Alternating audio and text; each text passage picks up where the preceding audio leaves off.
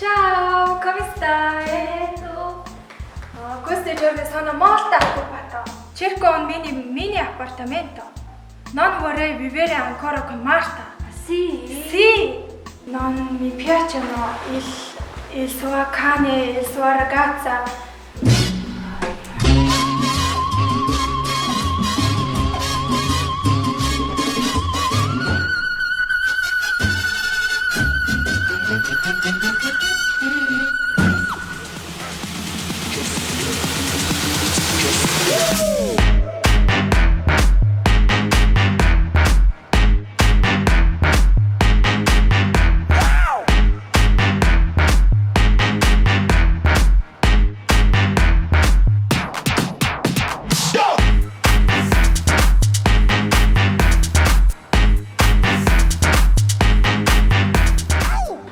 Sono molto stanca.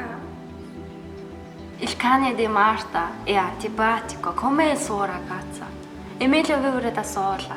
Tu dove abiti? Quando paga il mese? Abita in centro con due ragazzi inglesi. Parla in inglese e studia con loro. Affitto una camera singola e pago €150 al mese. Tu non conosci Anna? La ragazza di Marco lavora in agenzia immobiliare. Oh sì, è una ragazza simpatica e carina. Parliamo con Anna. Il suo ufficio è qui vicino. Passiamo da lei. Sì, perfetta.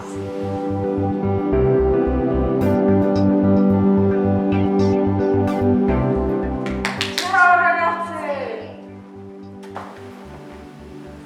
Come state? Bene. Va bene.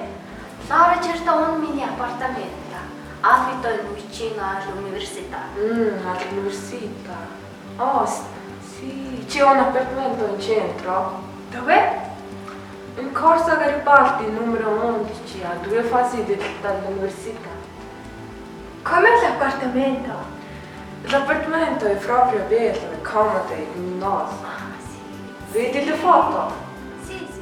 C'è una cucina, un bagno e una camera da letto. Nella camera da letto c'è un letto, un comodino, un armadio e una scrivania. Nella cucina c'è un tavolo, un frigorifero e un fornello e ci sono 2 sedie. Nel bagno c'è la lavatrice? Certo. Quanto è l'affitto per un mese? Ah, €320 al mese. Va bene, mi piace molto. Perfetto. Yes. Sono molto stanca. Чекай, урсият.